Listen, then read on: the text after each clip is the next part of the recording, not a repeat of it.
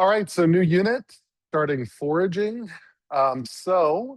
Looking back here, we've got the ARE and the UCE for the previous unit, movement, due this weekend.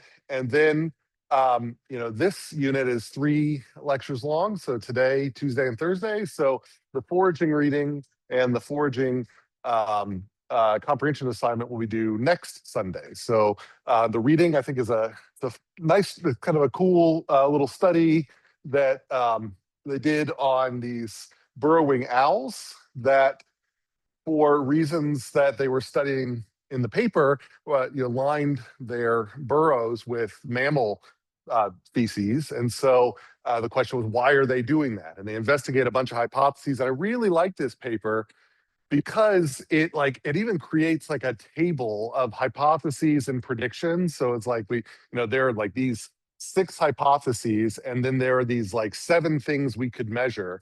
And then so under this hypothesis, you would predict this set of outputs from those 7 things. Under this hypothesis, you predict this set of 7 things, and so on and so forth. And so by looking at how the actual data compares to these predictions across this grid, then they could gradually sort of say, well, it's definitely not these hypotheses, but there are a couple of hypotheses it might be. So it really shows this idea that there can be these multiple hypotheses you're investigating in one study. And in the end, you may not come down with just one hypothesis stands alone. It's not like a Highlander situation. It might be that might be 2 hypotheses that both work out. So that's something that I hope you take a look at. So I think, and I just in general think it's a good paper. So that's on perusal. Otherwise, the other thing to worry about is tomorrow, Friday. That's when your project group formations are due. So those that have maybe formed groups of 3 and looking for a 4th, or those who haven't been able to find a group, there is that spreadsheet on Canvas. If you go to the modules on Canvas and go down to the final project module, there's a spreadsheet link there that everybody has edit access to. Click on that Google Sheet, and you can add your name if you're looking for a team or you're looking for somebody to join your team. Really prefer getting as many 4-person groups as possible. So going into the weekend, I don't have to force those group associations. So that's the goal there. And then once you've got your group selected, then the next thing about 2 weeks later is you submit it's very brief. It's like a paragraph or 2 where you say, we're maybe even less than that. We're going to build our pitch for our project off of this organism, like a common grackle or a certain ant or black widows or whatever, and this particular context. So happen to notice that it seems like there are a lot more black widows in the city than there are out in the desert. And so we are going to pitch a study where we try to understand if that's the case and why that might be, or how that's happening, or something along those lines. So that's kind of the idea there. So the context there, you'd say, we're going to study black widows, and the context is the density in the city versus the density in the desert. It would be maybe one example. All right, so any questions about any of that moving forward? Okay, great. All right, so start out on the title slide with these California quail. There are quail that live near us, Gambel's quail, that look a lot like this. The males have got that thing coming out of their head there. And there's this like correlated characteristic on the females for these California ones. They also have kind of a little tail. So you'll see a pair here in a second. It'll cut over to them. So I just want you to watch this a little bit. Quail are an interesting bird.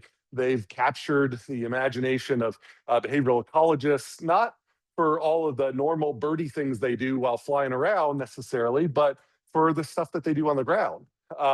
Their movement on the ground has a lot of interesting variations that raise how and why questions for us. Consistencies across quail, but then within quail, variations that sometimes they speed up, sometimes they slow down, sometimes they hang out together, and so on. So, when you look at these things, I'll give it a second here. I think, they're going to do the characteristic runaway. So they can be very fast is one thing here. So, again, we do have, there are a bunch of places, and you can hear them. They're very a characteristic call. So if you've not seen these around here in Phoenix, If you hear like a call, like then they're nearby. And then after that, if you look around, those is like 4 p.m. kind of on kind of warm days. Sometimes just like they'll be just in the grass, just walking around, and they spook easily. But if you stand from afar, they're really fun birds to watch. So when you look at these, a couple of things that I notice, and is that for one, they don't move at all at one speed. And it seems like they're pretty consistent about their speed for short periods of time, and then they will change. And so then that raises these like, well, what's going on there? What are the hows and the whys there? How, what are the things that correlate with their speed? Like, what are the mechanisms there that are determining their speed? And then why might that have been selected? If, does that provide a functional value? And what are the value be? Likewise, you notice that there was one quail that was off alone. These two are hanging out together. Why are there quail in different locations? Why are they at different densities? And how do those get maintained? Are there preferences for certain types of patches? So they don't seem to be foraging here on this, man-made surface. Maybe that makes sense. But even when you're out in the grass, seems that they're hanging out in certain areas, but not others. What's going on with that?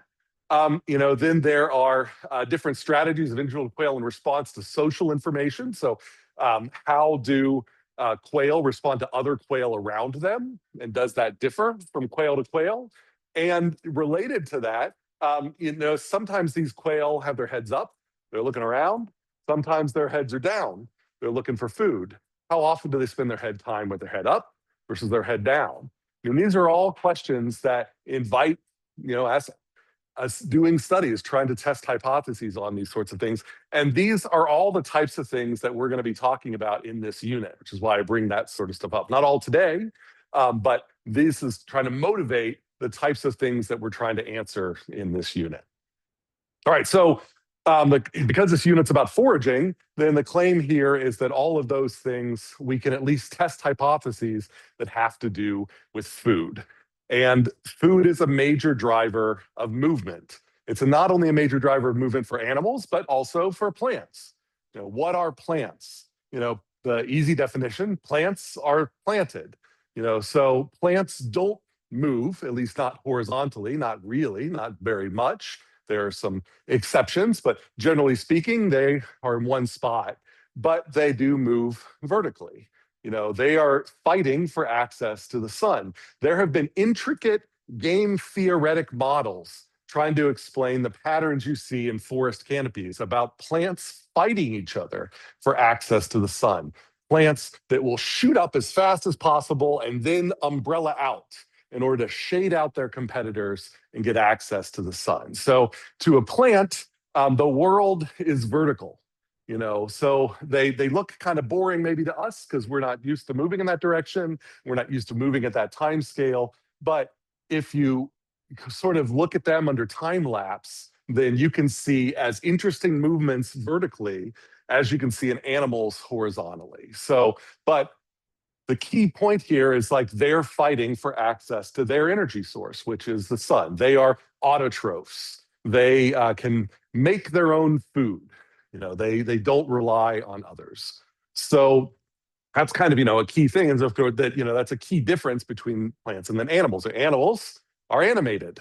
That's the key characteristic of animals. They can't stay in one place for too long because they can't get their energy from the sun. Their sun isn't always available. If they stay in one place for too long, eventually their energy depletes. It's finite energy in any one space, so they have to move. And they have to move for other reasons too.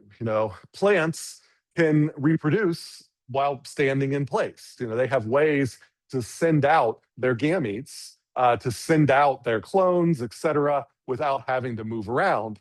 Animals, because animals are moving to get their energy, animals to find other animals have to move to find the other moving animals. And so there's just a lot of horizontal movement. Animals are animated. But the key thing that is driving animals to be moving horizontally in the first place is food, is energy, the lack of infinite energy in one place. Thus, animals are heterotrophs. They need to get their energy by eating other organisms that have already gotten energy.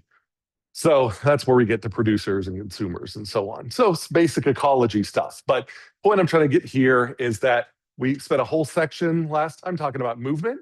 And now we're talking about drivers of movement. And the claim here is that a key driver of movement is energy, is food, foraging. So when we look at these two, animals are animated, plants are planted. In the macroscopic world, animals are defined by their ability or need to move. And foraging is the term we're going to be using to describe the search over a wide area for food. If you happen to be holding peanuts in your hand and you drop them and you need to go and pick them back up, that's not foraging. That's I don't know, caching and retrieval or something like that. But this is the idea that you don't have it, you don't know where it is, so you have to search for it. That's what we mean by foraging. Foraging is technically not the eating of the food, it's the searching for the food and the choices you make while searching. So actually taking the time to eat food prevents you from searching for other food. So eating is actually exiting out of the foraging task because you could be finding better food while you're eating. So the choice to eat is a costly choice. And that gets us to this very key concept in foraging theory, opportunity cost. The loss of potential gain from other alternatives when an alternative is chosen instead.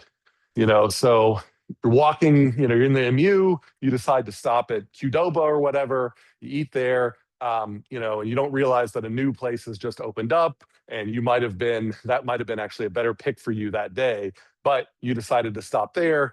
And so there's an opportunity cost of you deciding to stop to eat there. So it's that lost gain in a counterfactual world where you wouldn't have stopped and you kept on going. What's the difference between you in that world and you in this world? That's opportunity cost. And foraging is about the balance between what you can get now and what you could have gotten if you did something else. The balance between these things, opportunity cost. Any questions of what I mean by opportunity cost? This will be a key concept. We'll see it over and over and over again. All right, so on that idea, then how do we start to capture this idea of opportunity cost in foraging? So how do we connect the search for calories, the search for nutrients and calories, with the lost opportunity when you finally find something and decide to stop searching? How do we build those into something which maps to understanding reproductive success? So if we want to ask why questions, how do we ask why questions in terms of the search for food? How do we account for both the calories that we see the animal eating with the calories we don't see the animal missing out on? Certainly, natural selection sees both of those. If there are animals that are better at managing their opportunity cost, they will have higher reproductive success. How do we, as behavioral ecologists, try to account for that when we can't see the opportunities they're missing? So what we're going to try to do is build what we call fitness proxies. So we can't measure fitness. Sometimes we can measure fitness. Sometimes you can, raise an ant colony in your lab and watch how many brood they have, how many sexual brood they have. Those are the reproductive units of the ant colony. Likewise, there are other animals. You can actually watch how much reproduction. You can measure fitness. Or if you watch over a very long period of time, and then you do genetic sampling, you can keep track of which animals happen to have more progeny, more offspring, and you can. So theoretically, you can do that, but realistically, you can't do that over short studies. You need to do that over very long studies, and it's very hard to generalize. So how do you come up with general principles and things that you can test? Like if you come up with a theory for those quail, I don't want to have to wait for those quail to reproduce to test my theory. Like I don't need to, you could imagine, I'm going to look for quail somewhere in the world that do foraging one way, and I'm going to look for quail elsewhere in the world that do foraging another way, and I'm going to see how well they reproduce. That's just not a tractable study. So how do we do it so we can just look at those quail? And so we build fitness proxies. We build these indirect measures of fitness that we can measure. So, and I'll give you an example of that one in a second. So these are things that correlate, or at least makes sense that they correlate with fitness. And so one common example is, let's see if we can predict what an animal would be doing if they were simultaneously maximizing foraging gain while minimizing their foraging time. And the common way people do that is they say, let's figure out what the animal would do if it would maximize its rate of gain. So what behavior, if I was to think about all the behaviors this animal could do, can I estimate the gain divided by time? So if they forage for an hour, how many calories do they get in that hour? Calories divided by hour. Can I estimate that? And if I have multiple behaviors that have different rates of gain associated with them, then the prediction here, if this is a good proxy for fitness, is that animals that do the one with the higher rate of gain are going to be the ones that behavior will be more successful. And if that's a heritable behavior, then we'll see more of that behavior in the population. That's what we mean by a fitness proxy. Questions about what I mean by that? It's like, so we can't measure opportunity cost. And so what do we do? Instead of measuring opportunity cost, we measure foraging time, essentially. We say, are they getting the biggest bang for their buck? The thought is no animal is going to maximize their calorie intake. It just doesn't make sense. Does anybody have a guess of why? Why does that not make sense that an animal would just sit around and maximize its calorie intake? What do you lose out on if you have a behavior that has been selected to just maximize your calorie intake? What's the cost of that? Not just metabolic cost and obesity and all that, but what's the ecological cost to having a behavior that gives up on everything else just to maximize energy gain? Yeah. What do you mean by that? There you go. Reproductive cost. That's an opportunity cost. So if you're just sitting around like finding every berry in the forest, then you might survive to another day, but that survival to the other day will just be another day of looking for more berries. So you're never going to actually reproduce. And so that behavior probably isn't going to be selected. It's probably not going to spread through the population. If there was another behavior that managed to meet survival needs, but do it in a way that provides time for mating or time for, it's not just reproductive success, it could be for vigilance. If you keep your head down all the time looking for food and you don't see the predators ahead or above, then it's much more likely that you're going to get picked off. And so prey animals are frequently having to balance their time between finding food for themselves and keeping from being attacked by predators of them. So that's a big reason why this is a currency, a proxy, that we think is much more likely to describe behaviors we see in nature than just calories alone. All right, any questions about that? We're going to build on this and make it more concrete. Okay. All right, so let's go back to our quail for this sort of example here. So I'm going to focus in on just the variable speed of this quail. And I'm going to focus in on an ultimate question of why might the quail be sometimes moving faster than others? What are the ecological drivers? What are the aspects of the environment that might be driving this quail? And why might it be adaptive that a quail might be moving at different speeds? And so this is a question that was brought up in a famous paper by Gendron and Stadden back in the early 80s. And they were testing a hypothesis that quail modulate their speed in order to find or deal with or respond to prey that are hard to see at high speeds. And so the different availability of prey, hypothetically, could lead to, if there's a bunch of prey that are very easy to see, maybe the quail will be able to move faster. But if all of the prey that are around are kind of camouflaged and very difficult to see, then maybe that's going to force the quail to move more slowly. And so if you know the availability of the different types of prey, you might be able to predict whether a quail is going to move fast or going to move slow. And if your predictions match what actually occurs, then maybe you provide support for this hypothesis that they have a behavior that's sensitive to the conspicuousness of prey. And that's what they built here. And so this little paper that they did here, it built off this thing, which we're going to drill down into, called Holling's disk equation. So here's the version here that we'll focus on. This was popularized by C.S. Holling. So this is also kind of a famous theoretical ecologist. He worked in resilience as well. So like really prolific biologist. And so this Holling's disk equation here, what Holling did is he said, he sat humans down at like a desk, and he put a bunch of sandpaper discs in front of them. And he just asked them to tap as many discs as possible, as fast as they could. And then he tried to then model or come up with a relationship that explained how quickly they could tap the discs based on how dense the discs were.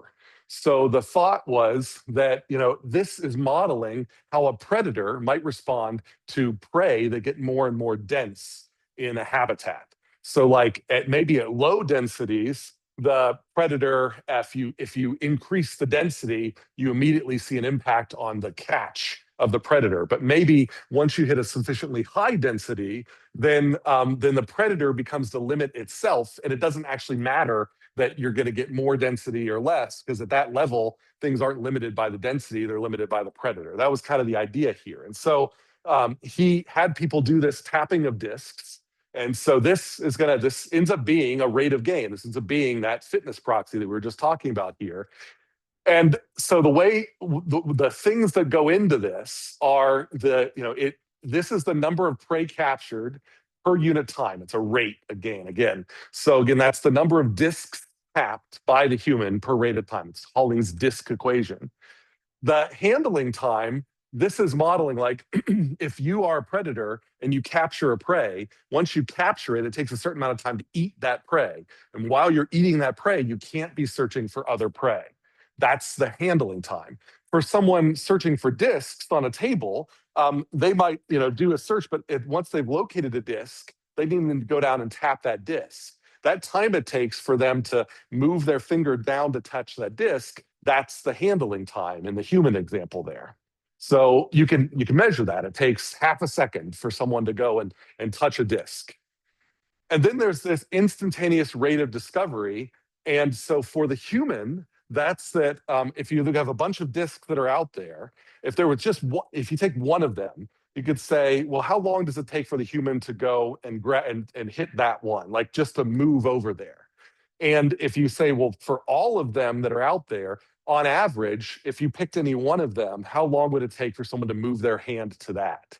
That time, if you do the reciprocal of it, you get this rate, and that's this instantaneous rate of discovery. So it sort of models how fast the predator is, how quickly you can move your finger around the table. And then finally, the density, the abundance of discs on the table. And so you just count them up. There's 100 discs on the table, so this many discs per square meter. So you have all of those, and Holling found that this here described what was going on with the humans with the discs. And let's see what that looks like. So what we've got plotted here is R, this is the rate of gain on the y-axis, and the density on the x-axis. And it rounds off like this. And this shape is what Holling called a type 2 functional response. A type 1, Holling said, would be just a straight line. You'd go up, and then once you hit the total number of discs, it would flatten out. So if you doubled the density, you would double the rate. A type 3, Holling said, would look like an S shape, like it would be kind of flat, It would go up, and then it would have an inflection point, and then it would round off. And Halling suggested that if predators were learning how to find prey, they would be more effective at learning at high densities than low densities. So they would have a shape, one curve at the low densities and another curve at the high densities. But we're focusing on what's called this type 2, which has this shape right here. And this is what he found with the humans tapping on it. And this is what we often use in our foraging models when we talk about predators and prey. And so what's going on here? If we look in this region over here, then it's basically the handling time is much less than the time it takes. Or I'll say that a different way. The handling time is much less than the time it takes to actually find the next prey item. So if down here, when there's very low density, then it's basically saying, like, if it takes you 30 seconds to reach out to find these discs, then it doesn't really matter that it takes you half a second to tap the discs, because the 30 seconds is what's driving how quickly you can tap the discs. And in this low region down here, if you were to increase the density, you would see an almost exact increase in the number of discs you tap or the prey you capture. So it's almost a line here where if you increase, by 10% increase in density gives you 10% increase in how quickly you can tap the discs or how quickly a predator can capture prey. But eventually what happens is that up here, when things are really dense, at this point, it's so easy to find the next prey. It's so easy to find the next disc. It's just right next door. So at that point, you're really limited by how the time it takes to actually go and touch the disc. And so it doesn't matter if you if you go from 400 discs to 500 discs, it doesn't really make that much of an impact, because what's keeping you from getting a higher prey capture rate is the time it takes for you to actually touch the disc. You're wasting time touching the disc when you could be searching. All right, so does that make sense? Are there questions about this shape? What's being communicated here? I mean, the key idea is this handling time. If your handling time was 0, so you instantaneously could eat a prey, then this denominator would just be a 1. It would just drop off. And then your intake rate would just be the density times the rate at which, basically times your speed. So as fast as you could move, if you move twice as fast, you have a double your intake rate. That's basically what you can think of as A, is like your speed times density. But if your handling time is infinite, so then that means you're going to spend so much time eating a prey item that you're just never going to get around to eating any other prey items. And so then this denominator here becomes, infinite. And so the whole R basically goes to 0. So that's what we're sort of seeing here, this competition between how fast you are and how long it takes for you to actually eat the prey. All right, any questions about that? It's a fundamental idea. Pauline, yes. Yeah. Those are two. I would say it's both. So, like, you could say that what are different ways that you can limit your prey availability? If you slow the predator down, that has the same impact as if you make it far more sparser in terms of prey. So, in terms of the time you spend searching, then you're going to spend more time searching on the left, either because there's very little prey or you're just very slow. Whereas on the right, you're going to spend more time eating.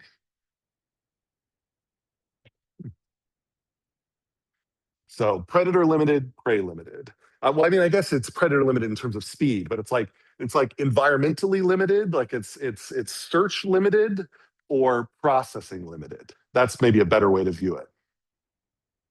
Any other questions about that before we move on? We make this more exciting. All right, so that's the basic Holling's disk model. And that's what a lot of foraging models are based on, a version of this. And Genrud and Sadin, it was that was the same idea. They were just as interested in modifying this for their quail problem in order to say, okay, if that is a captures, if that's a fitness proxy for our quail, how do we make predictions about cryptic prey in this fitness model? And they said, well, what we're going to do is we're going to model the probability of detection based on the search speed. And so what they're basically doing is taking A, which is a little bit like the speed parameter. It's like 1 divided by the average time it takes for you to find the next prey item or any individual prey item. And we're breaking it up into 2 parts. We're saying that there is, that the search rate ends up giving you a probability of detection so that you might run into an object, a prey item. But if you're going so fast that your sensory system can't see it, then you're not actually going to experience it. So it's as if it's not there.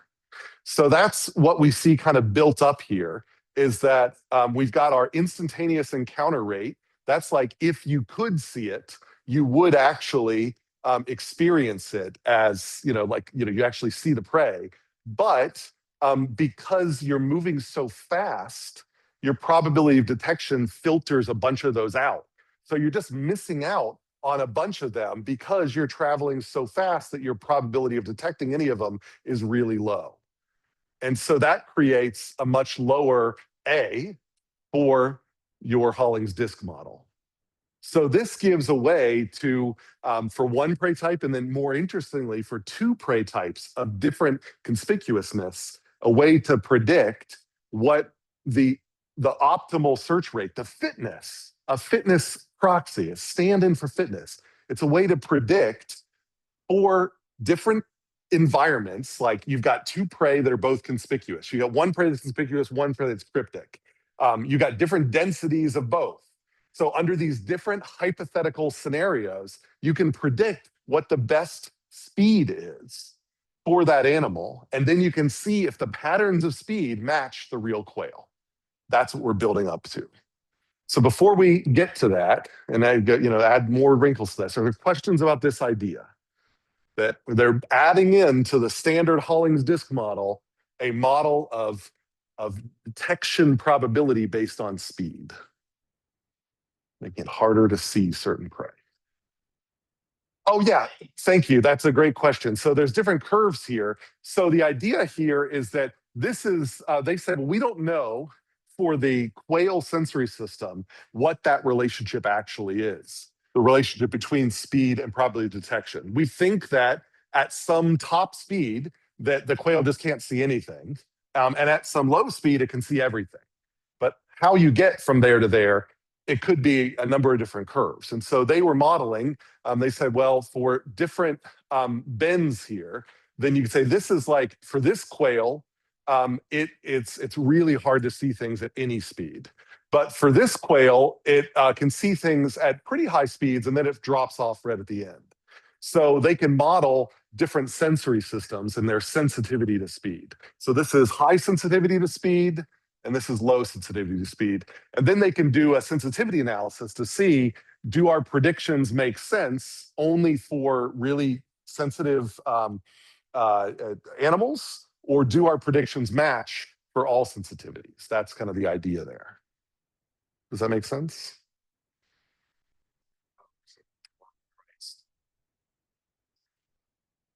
Yeah, the one on the right, you're maintaining, you can see things up until 80% of your max speed, and then after that, it falls off.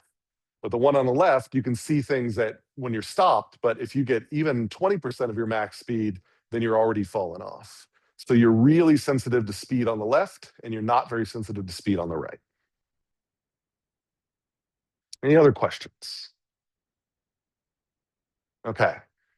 Promise I'm not going to make you solve for anything. It's just looking at the graphs. So this is 2 examples of exactly that. So we have a hypothetical animal, hypothetical quail that is not very sensitive to speed. K equals 2. That's this upper curve. And then another quail is very sensitive to speed. K equals 0.6 down here. And so this now, instead of thinking this as two different quail, let's now think of this as one quail, but two different prey. So now we're saying that this is how well you can see. This is a very conspicuous prey item. So what we're saying here is that as you get faster, you pretty much can see that prey item until you get really, really fast. But this prey item down here, this prey item you can really only see when you're stopped. So before I talked about these being multiple different quail with different sensory systems. Now we're saying, let's just imagine it's one quail, but we have things very visible prey and very cryptic prey. And we got two different prey coexisting. And what does the quail do in terms of that? And so what we see over here is that if you just give the quail the cryptic prey, and then you solve for the optimal search speed using that Holling's disk equation, then you get a slow search speed. If you instead give the quail a prey that is very conspicuous, then you get an optimal, very fast search speed. And that matches kind of what we would expect. So it kind of gives us an idea that the model's doing something correctly. It's kind of what we were expecting there. So, but the point here is that in both cases, there's a middle speed. At no time is it good to go at your top speed, and no time is it good to go at your bottom speed. But so for really cryptic prey, there's a slow speed that we would expect a high fitness quail to go at. And for conspicuous prey, there is a high speed that we would expect high fitness quail to move at. So that's our first test of the model before we get, and now, then we want, the real test is where we get to predictions that we can test in the field, where we combine two different types of prey simultaneously. They're still alone. There's two different types, but we consider them alone. Questions about this? Does everybody understand the relationship between this probability detection graph and this prey capture rate graph? Okay. The K, that is the conspicuousness. That's the so K determines whether this bows out or bows in. If it's less than 1, it bows in. If it's greater than 1, it bows out. So K equals 1 is a straight line. Okay. Any other questions? All right, so now what we're going to do is consider a hypothetical case where there are two prey simultaneously, one that's cryptic and one that is conspicuous, one that you can see at lots of speed and one that you really can only see at slow speeds. And we're going to change the relative availability of both. So what we see on the x-axis now is relative density of species 1. Species 1 is the one you can see at all speeds, relatively all speeds. At high speed, you can still see species 1. Species 2 prey, you really only can see at low speeds. So you put both of those there. We're going to hold the density of the cryptic prey constant, and then we're going to change the density of the one that you can see. And that's what we see here. So what the predictions are that at low densities of the conspicuous prey, then we see a ramp up of the optimal search rate until some critical point where it flattens out. And it flattens out at the density you'd expect if you only had the conspicuous prey.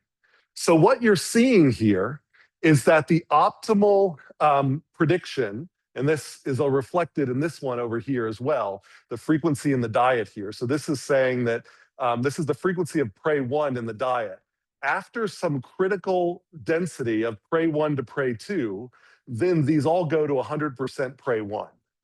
So once the conspicuous prey becomes frequent enough, it's easy enough to find, the optimal quail ignores the cryptic prey. It just doesn't care. If it sees it or not, it doesn't care. It's not worth the opportunity cost to slow down, to look for the cryptic prey. So we're just going to ignore it and go as fast as possible, because if we go as fast as possible, there's enough conspicuous prey out there to actually have us to do really well in terms of this fitness proxy.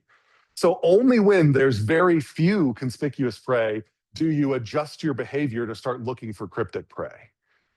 And this is something that we can now test. And people have done this, that you can bring quail or other birds into the lab, and you can give them prey that look like the background, and then you can give them prey that really stand up against the background. You have to confirm that one's more cryptic than another, and so on. You'd have to confirm that you get them moving slower when it's only cryptic and faster when it's only conspicuous. And then you can change the relative amounts of the two of them in your lab setup. And you can see, is there a critical point where once you have a certain number of conspicuous prey, the animal just stops eating the cryptic prey entirely. And if it does, then that agrees with this prediction. And it suggests that the animal is modulating its speed in order to deal with these sensory constraints. Questions about that?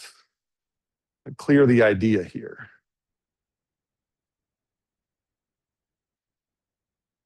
Scan. My peripheral vision is not, so it's a cryptic, the sitting there and there. So I have to remember to not ignore the sides there. Conspicuous means easy to see. So inconspicuous means you're kind of hiding, and conspicuous means you're out and have a lot of contrast and very easy to see. Okay. So it's all about diet availability is what's supported here. And this does have some support in trying to understand the variations in speed patterns we see in quail and other predators. I've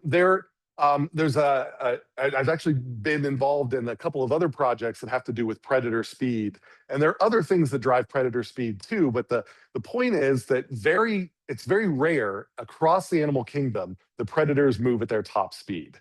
For a long time, people thought that's how you characterize predators, their top speed. And so a predator that had a higher top speed was more vicious. Well, but in reality, like predators that have a higher top speed, we're more interested in why they don't use that top speed. What does that mean for the lower speeds that they have? And, so there can be sensory trade-offs. So as you move at your top speed, you might not be able to see things. And so you only move at your top speed when you live in an environment where everything's very, very, very obvious, or maybe when you're not very hungry. But there also can be, and that's not mentioned here, biomechanical trade-offs. And we see that as well, is that if a predator, very often predators that are very fast have a bone structure that makes them not very maneuverable. Domestic cats are an exception. And that's why domestic cats, we think, are decimating Australia, because the marsupial population there was not adapted for that type of predator. And so most predators that are adapted there, if you have clearings, the predator will take shortcuts. And that means it doesn't have to be maneuverable. But if you have an open forest, a slow prey is often more maneuverable. And that slow prey will then move in circuitous routes in order to force the predator to move in circuitous routes, because that will force the predator to move at slower speeds. And then so you can actually have a predator or a prey whose top speed is well under the predator, actually is faster than the predator in the natural habitat, because they managed to get the predator to going routes that require tight bends that the predator can't make unless it slows really far down. So there's all these explanations for trying to figure out why predators don't run at their top speed. And this was just one example of that. Here it's about the sensory system and the diet availability. So the big example here that I want to take away from this is how we use that fitness proxy. Is that we could try to address a why question. Why do we see variations in speed? By using a fitness proxy that we can measure and model, and then adapt that fitness proxy to fit our hypotheses, and then test the predictions of that fitness proxy under higher hypotheses to see if they match the patterns we see in nature. And that's a way we can use models and math to test why questions, to test functional questions. Any questions about that? So this is a special problem to me. It's close to my heart because my very first paper was adapting this idea to autonomous vehicles. And so at that time, people were trying to, they always would send autonomous vehicles out at one speed. And so there are questions of saying, well, is there sometimes good for things to be slow? And why would it be good to be slow? And then we said, well, this idea of this sensory idea is a good one.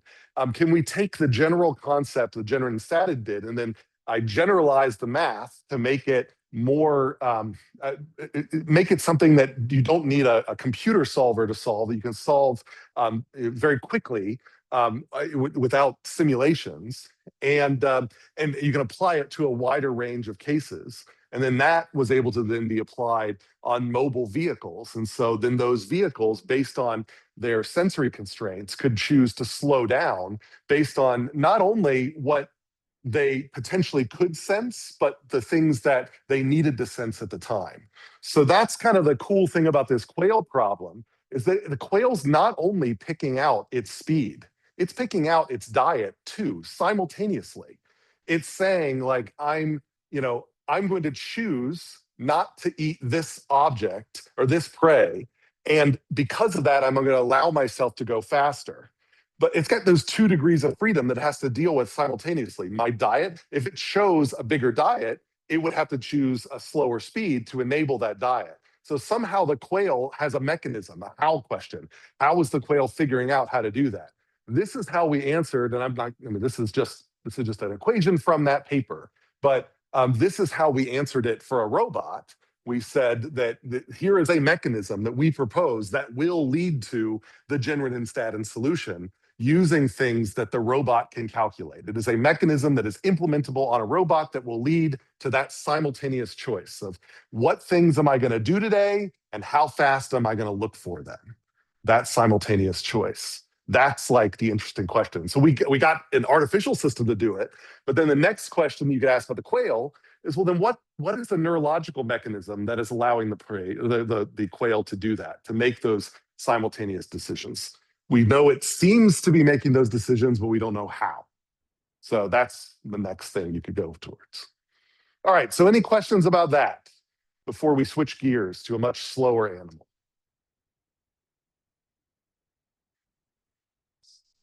All right. So why are animals slow? That's sort of the key thing that links these 2 examples together. So sloth behind me. And so that's one question you could ask. Why are sloths slow? And we'll come back to that right at the very end. But there's another question that you can ask about sloths and their movement that has to do with, why do sloths move? Normally when you see a sloth, if you've ever seen a sloth in the wild, or if you've seen the sloth at the zoo, normally they're hanging onto a tree somewhere, just up in the tree, just doing their thing. And, wonder, why do they move? They have leaves available to them, but they eat them very, very slowly. Maybe they need to move around to get more leaves. That makes sense. But generally speaking, there's not a lot of reason for a sloth to move.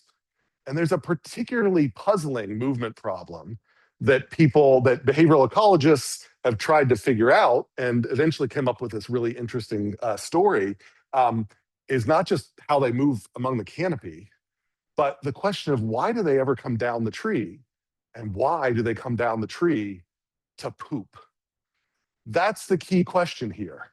Why come down a tree to poop? It is perfectly reasonable to poop from the tree, right? I mean, they still might have to hang on to the tree down here, just drop it from up there, right?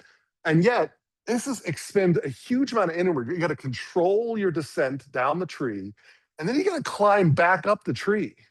And this is an animal that eats leaves.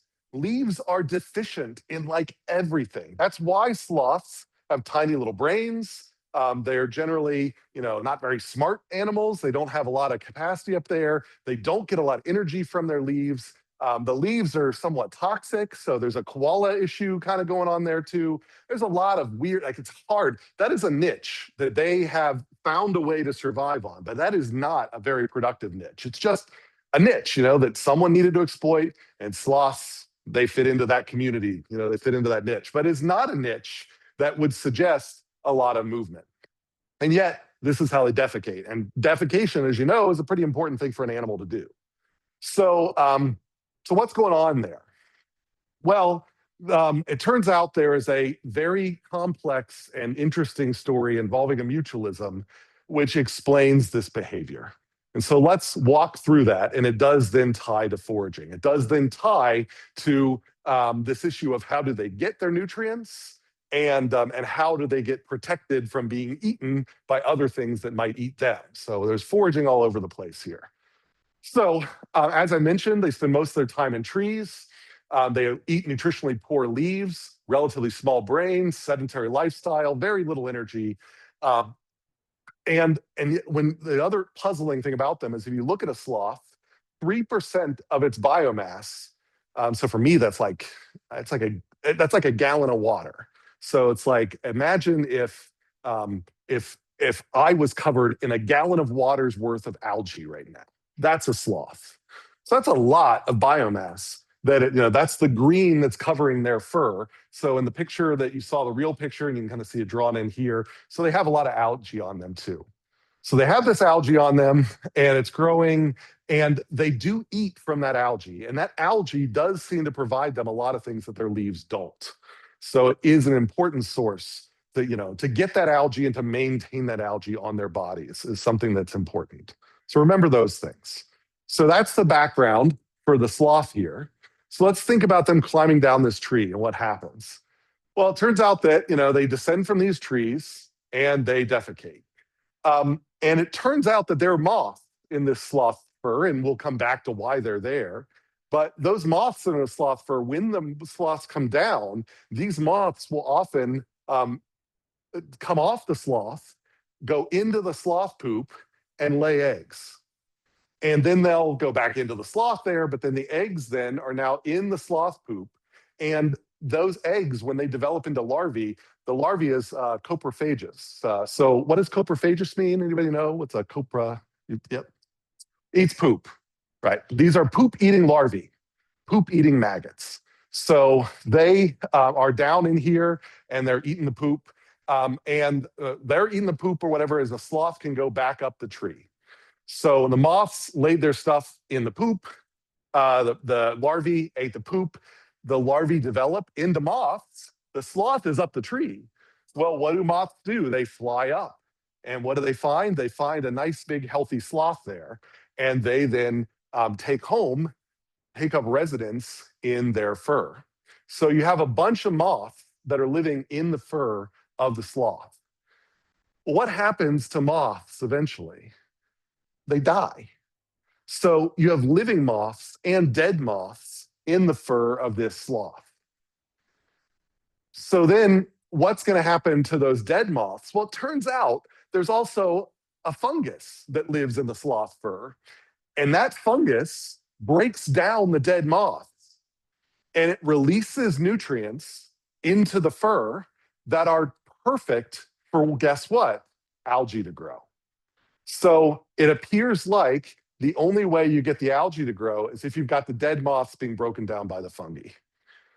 So you get this giant cycle here where the sloths have to come down, they have to poop, the moths have to lay their eggs in the poop, the moths have to lay back down on the sloth has got to have the fungi in them, the moths have to die there, the fungi have to then break down the moths to then produce, to give the algae a place to live, which feeds the sloth, which keeps it alive, which keeps it pooping, and so on and so on. So it is a four-way mutualism that helps to explain why sloths do the crazy thing of spending so much energy to come down a tree to poop. Because if they pooped in the trees, then it wouldn't be in a convenient place for the moths to find it, to lay their eggs in it. And it wouldn't be in a convenient place for the moths that develop in the poop to find the sloth again. Which I think is a really cool thing. The algae that the sloth needs to eat, it wouldn't be there if there weren't dead moths in its fur. The dead moths wouldn't be there if there weren't larvae developing in the sloth poop. And the sloth poop wouldn't be there if there wasn't a sloth there. So the sloth needs the algae needs the moths need the poop. There you go, circle of life. Sloths need the algae. Yep. Sloths need the algae, moths need the poop. algae needs the dead moths, and so on. Yep. I don't know. That's a great question. I'm sure there's a or there's a sloth expert that would find that. But I know it's important. I know that like there's. I mean, if I go back here, there are a bunch of these. These are not like bioavailable in the leaves that they eat.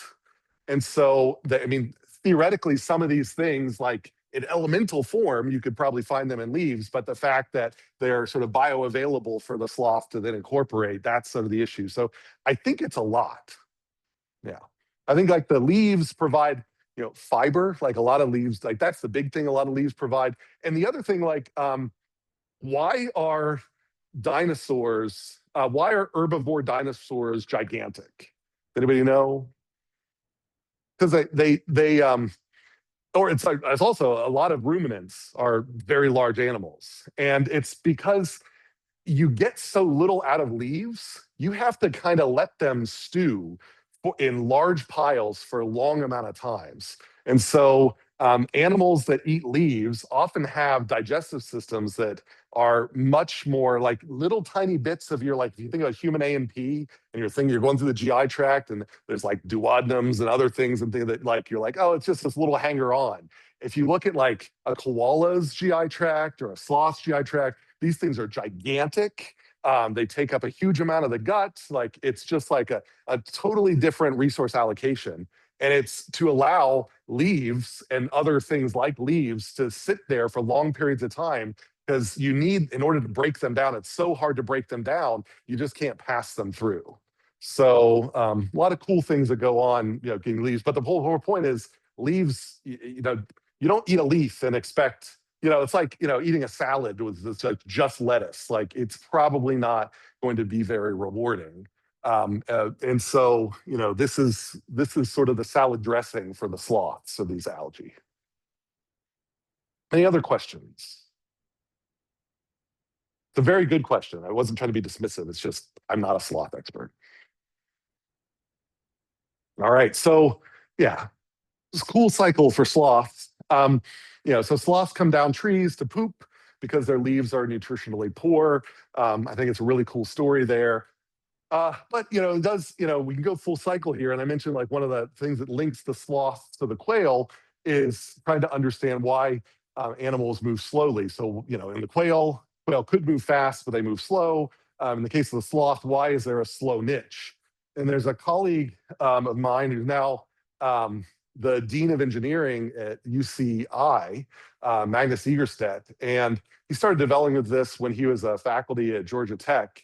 And so he's developed this sloth bot, and because he also, I think he wrote a book on this. I don't think I've got it here on why robots might be slow. So we kind of converged on this. I got to it first, but we kind of converged on this question independently.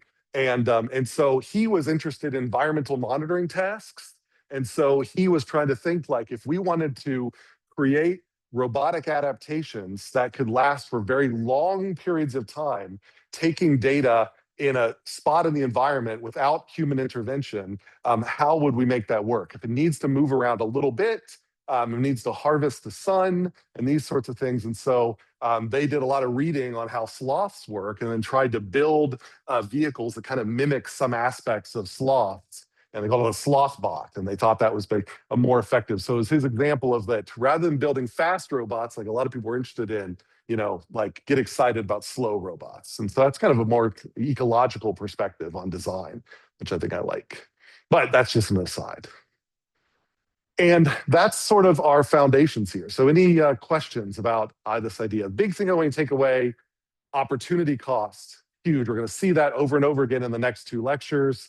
And this idea of fitness proxies is another kind of big one. And this in general, that nutrient constraints can cause weird behaviors. And we're going to close out the foraging section seeing more examples of that. Okay. So didn't really talk about it a whole lot here. Fitness proxy, type 2 functional report response, Holling's disk equation. Holling's disk equation, good thing to know. So with that, There's your reminders, and let's do a clicker, and we'll get you out of here.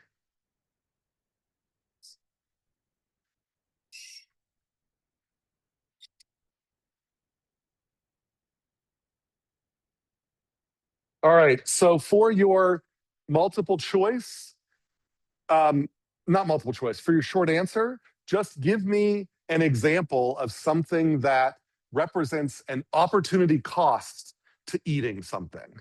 So it could be somebody already gave an example during the class. Like, just give an example. It could be as short as possible. Just keep it concise, so it's easier for me to review. But the idea is, an animal has stopped to eat something, and they're taking time to eat something. What is the opportunity cost? What is an example of an opportunity cost to taking the time to monopolize your time just eating something?